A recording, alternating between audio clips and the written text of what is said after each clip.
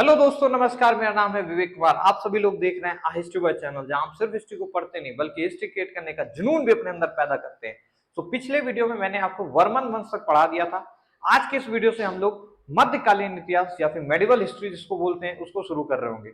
इसका मतलब हमने प्राग ऐतिहासिक तक पूरे वीडियोस कवर अप कर चुके हैं। जिन बच्चों ने भी नहीं देखे हैं प्लीज जाके यूट्यूब पे टाइप करें हिस्ट्री बॉय 1947 और हिस्ट्री की प्लेलिस्ट आपको मिल जाएगी। वहां से आप सारे वीडियोस को देख सकते हैं। अगर आपको आता है फलाना दिमाग का पिछली सारी चीजें, तो फिर आ जाइए इस वीडियो में शुरू करते हैं मध्यकालीन इतिहास। देखो बेटा, ये लगभग 712 एडी से शुरू होकर 1600 एडी तक जाएगा। 712 से पहले की बातें बता चुका हूँ, 1600 के बाद की बातें नहीं बताया, तो उधर हम लोग ज्यादा दिमाग नहीं लगाएंगे, बीच में ही रहेंगे। तो भाई देखो, 712 एडी वो टाइम है जब हर्षवर्धन की मृत्यु हो चुकी थी। हर्षवर्धन जो कि एक अखिल भारतीय राजा, लास्ट राजा था, जिसने पूरे भारत को कंट्रोल लगभग करा। कन्नौज में बैठ के, हालांकि खुद शासन नहीं करा, अपनी बहन राजश्री को मेन उस पर रखा और फिर शासन किया। आपको पता ही होगा, हर्षवर्धन की कहानी बता चुका हूँ। चलिए भाई, तो यार हर्षवर्धन यहाँ खत्म हो चुका था। भारत में कोई भी बड़ा राजा था नहीं, मतलब एक तरीके की पॉलिटिकल इनस्टेबिलिटी थी।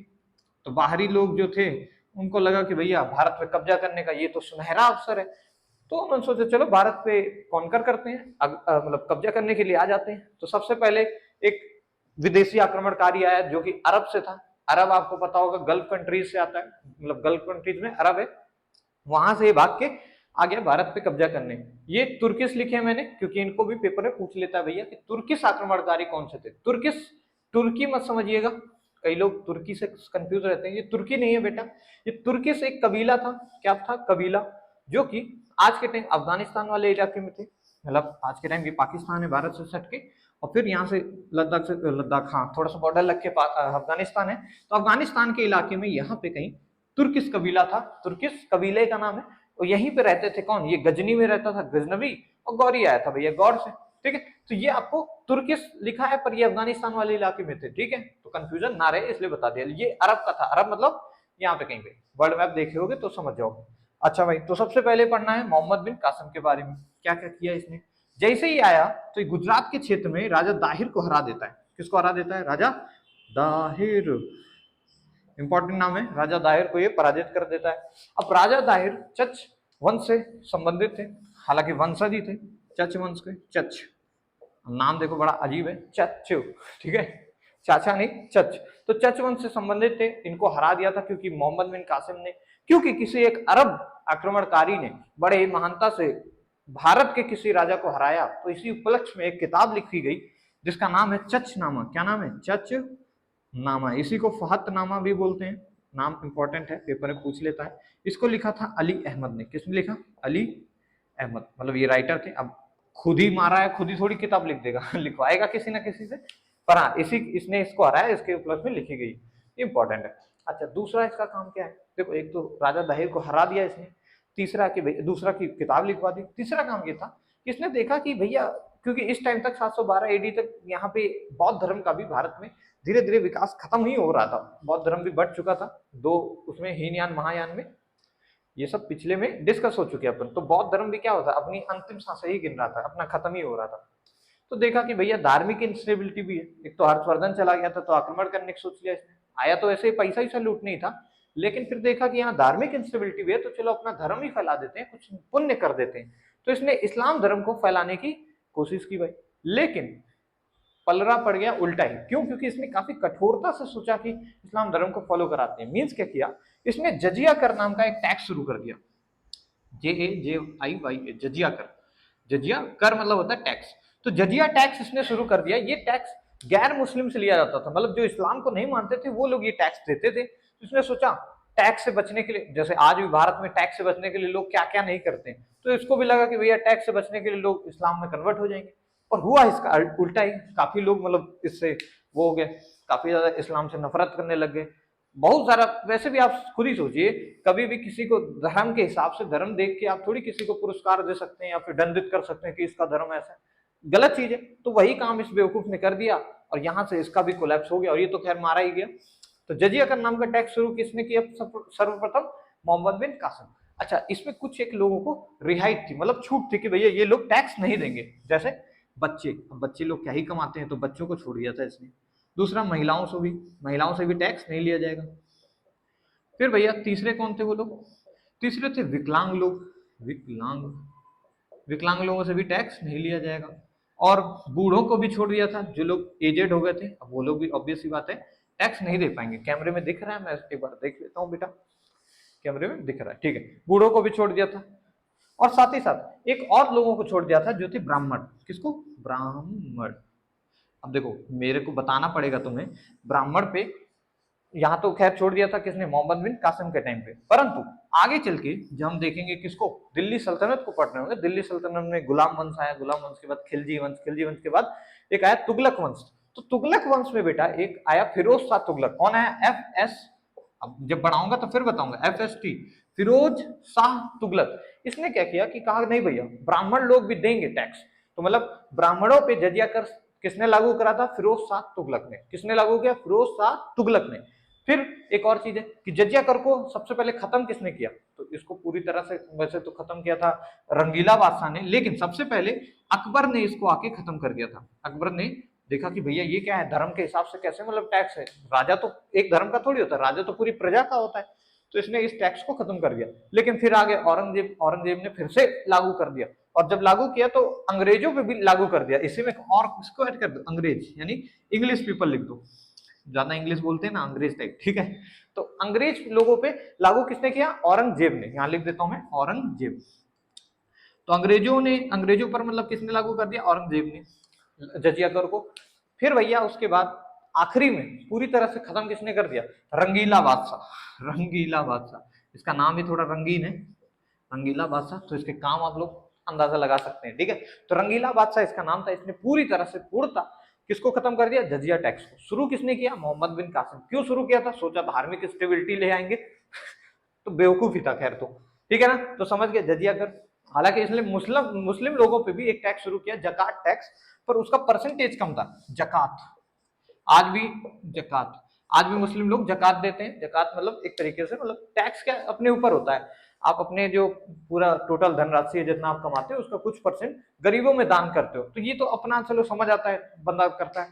पर ये जजिया कर बहुत ही खतरनाक गलत तरीके का टैक्स था, ठीक है। तो ये मुसलमानों पे टैक्स शुरू किया, और ये बाकी गैर मुस्लिम हुए। लेकिन अब गैर मुस्लिम में क्योंकि भारत की सर्वाधिक पॉपुलेशन थी हिंदू, तो सबसे ज्यादा प्रभावित हो गए हिंदू लोग। जबकि यहाँ पे जैन भी थे, बौद्ध भी थे, उनको भी ये टैक्स देना पड़ता था, ठीक है। चलिए भाई इतनी आपको बातें समझ आ गई हैं। अब हम आगे पढ़ेंगे महमूद गजनवी, जल्दी से इसको स्क्रीनशॉट ले लो। तो यार अब देख लेते हैं महमूद गजनवी के बारे में। देखो ये गजनवी गजनी का रहने वाला था, आपको बताया मैंने। ये तुर्किश क्या है, एक जनजाति है जो कि अफगानिस्तान में लाई करती है इस समय। अफगानिस्तान मतलब इस समय लाई नहीं करती, इस समय अफगानिस्तान वाले इलाके में था। तो अफगानिस्तान में गजनी की जगह से कौन था भैया? महमूद गजनवी ये आया था। इसका बाप का नाम या फिर पिता का नाम बोले तो वो कौन थे? सुबक्तगीन। सुबक्तगीन भी हालांकि भारत में आए थे, पर उनका आक्रमण उतना ज्यादा सफल नहीं हुआ, पढ़ना भी नहीं आपको। तो सुबक्तगीन के बेटा महमूद गजनवी भारत में जब आए तो भैया इन्होंने 1000 एडी से लेके लगभग लगभग 1027 एडी तक कुल 17 बार आक्रमण किया। क्यों किया? इसको भी वही पैसे सा लूट के ले जाना था, अपना एक बड़ा सा राज्य बनाना था। कहाँ पे? अफगानिस्तान वाले इलाके में। हालांकि अफगानिस्तान में इसकी उतनी ज्यादा वैल्यू वैल्यू थी नहीं, तो सोचा भारत में आ जाते हैं। भारत में इसने, और बताया आपको, पॉलिटिकल इंस्टेबिलिटी और धार्मिक इंस्टेबिलिटी भी थी, तो आ गया भाई। अब इसने क्या किया? इसने 16 बार 17 बार आक्रमण किया है। अब इसके 17 के 17 आक्रमण तो आपको पढ़ने नहीं है, मेन आपसे दो ही पूछे जाएंगे। एक तो 16वीं बार का, जो कि बड़ा इंपॉर्टेंट है। 16वीं आक्रमण जो था 1025 एडी में, ये था सोमनाथ मंदिर में। हालांकि 25 से 26 2 साल तक लगभग लगभग चला। तो ये था सोमनाथ के मंदिर पे। कहां पे था बेटा? सोमनाथ मंदिर, सोमनाथ।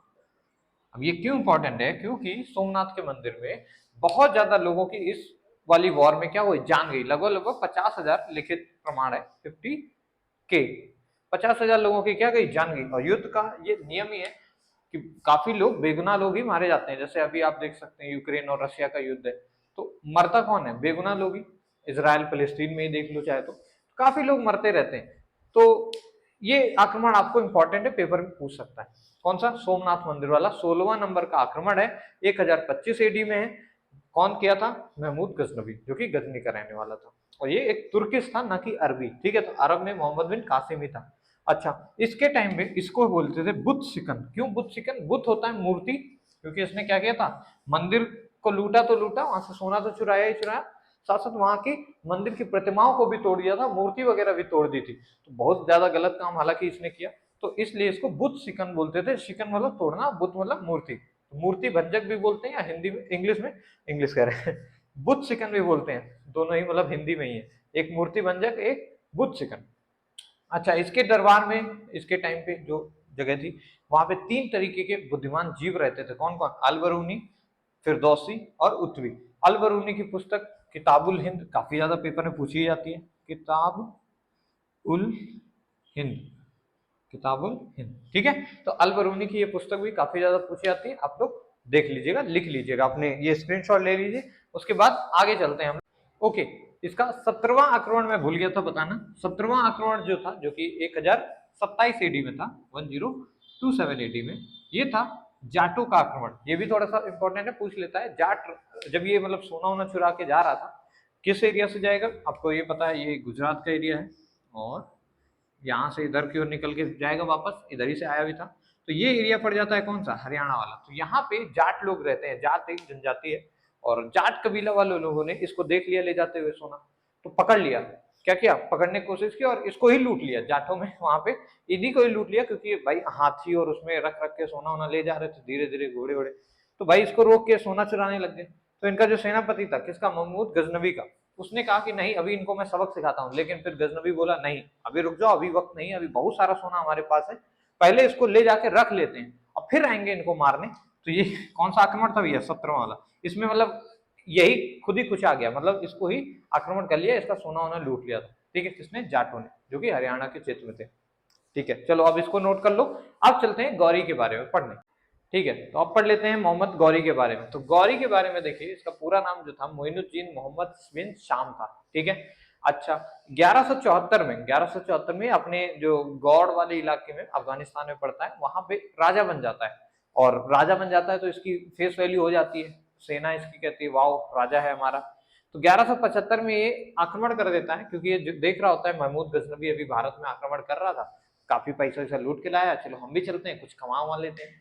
तो 1175 में ये सिंध और मुल्तान वाले क्षेत्र में, क्योंकि ये भी भारत में ही आता था, पाकिस्तान और अफगानिस्तान उस समय तो भारत में ही था, आक्रमण कर देता है और जीत भी जाता है भाई। तो बड़ा खुश होती है, इसकी सेना भी कहती है wow Raja is the great.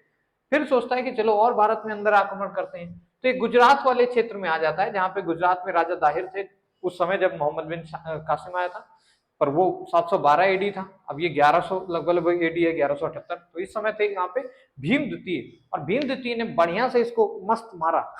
तो गौरी क्या हो गया, हार गया, किसमें, 1178 एडी में, जब वो गुजरात में आक्रमण कर रहा था। और ये पहली हार थी किसी विदेशी आक्रमणकारी के लिए, ये पहली हार थी। तो इसकी सेना बोली अरे यार राजा, तुम तो राजा ही, क्या मतलब हार गए तुम तो। ये बात सुन के जब उसको उस कान में पता चला कि मेरी सेना ही मेरे को शक कर रही है, बड़ा ही एकदम ईगो में ले लेता है, और ईगो में आके क्या करता है, 89 में, 81 में, 85 में कई सारे क्षेत्र को कब्जा कर लेता है। लेकिन ये क्षेत्र ऐसा नहीं कि भारत के अंदर के थे, ये अभी भी वहीं के थे, पाकिस्तान एरिया में, हालांकि भारत तो उसमें पाकिस्तान भी था। तो इसी क्षेत्र में क्या करता है, कब्जा करता रहता है, सोचता है बाद में इधर जाऊंगा।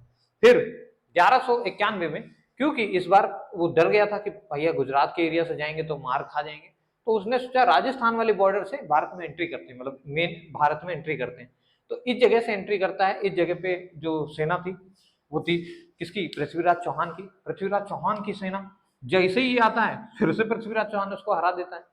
फिर उसकी सेना, मोहम्मद गौरी की सेना बोलती है क्या यार तुम राजा बनने लायक भी हो कि नहीं, बार बार हार जाते हो, अभी तक कोई भी नहीं हारा था, ना मोहम्मद बिन कासिम ना ही महमूद गजनवी, और ये दो दो बार हार रहा है। तो 1191 तराइन के प्रथम युद्ध में कौन हार जाता है, गौरी हार जाता है। उसकी सेना फिर उसको गरियाती, इस बार फिर ईगो में ले लिया, और ईगो में मिलने के साथ साथ क्या करता है, तराइन के द्वितीय युद्ध में ये जयचंद क्योंकि इसके साथ मिल जाता है, और कुछ सहायता से क्या करते हैं, पृथ्वीराज चौहान को हरा देते हैं। तो द्वितीय युद्ध में कौन जीत गया, गौरी जीत गया, जबकि प्रथम में कौन जीता था भैया, पृथ्वीराज चौहान जीते थे। ठीक है, तो द्वितीय में गौरी जीत गया, कैसे, जयचंद के मिल के सहयोग से। जयचंद ने क्या किया, जयचंद ऐसा नहीं था कि कोई अलग था, पृथ्वीराज चौहान जयचंद साथ में मिलकर कई युद्ध लड़े, परंतु मैं बोला ना, अगर रोड में चलते हुए बड़े बड़े पत्थर उतना आपका रास्ता नहीं रोकेंगे जितना आपके जूते के अंदर छोटा सा कंकड़ रोक देगा। तो वही बात है, अपना ही साथी क्या करता है, सबसे ज्यादा आपको नुकसान पहुंचाता है। तो जयचंद ने क्या किया, हरवा दिया। फिर यहां तक तो आ ही गया था ये, इसी इलाके में ये था भैया राजस्थान वाला इलाका जो कि पृथ्वीराज चौहान के अंदर था। 2 साल के बाद ये सोचता है कौन, गौरी, कि भैया और भारत के अंदर एंट्री करते हैं और ज्यादा कब्जा करते हैं, सोना लूटते हैं। और यहाँ पे कौन थे, जयचंद। जयचंद भैया यहाँ के फिरोजाबाद जगह पे मतलब रूल करते थे। तो फिरोजाबाद में जगह जब अंदर की ओर और एंट्री लेता है तो अब जयचंद की गौरी से लड़ाई होगी और कौन हारेगा, जयचंद, ऑब्वियस सी बात है। तो जयचंद जिसने साथ दिया था कभी गौरी का, पृथ्वीराज चौहान को मरवा दिया था, वो अब मारा गया। अब बुरा करोगे तो बुरा होगा। तो यहाँ पे कहाँ पे मारा गया भैया, ये चंदावर एक जगह है हरियाणा में। तो इस युद्ध का नाम दे दिया गया चंदावर का युद्ध। ठीक है, फिरोजाबाद का ये राजा था। फिरोजाबाद मतलब बेंगल फैक्ट्री सबसे बड़ी है, फेमस है यूपी में काफी ज्यादा। ठीक है, तो जयचंद भैया मारा गया किसमें, चंदावर के युद्ध में। द्वितीय युद्ध में जयचंद ने गौरी का साथ दिया था और कौन मारा गया था, पृथ्वीराज चौहान। और प्रथम युद्ध में पृथ्वीराज चौहान ने अपने ही दम पे हरा दिया गौरी को।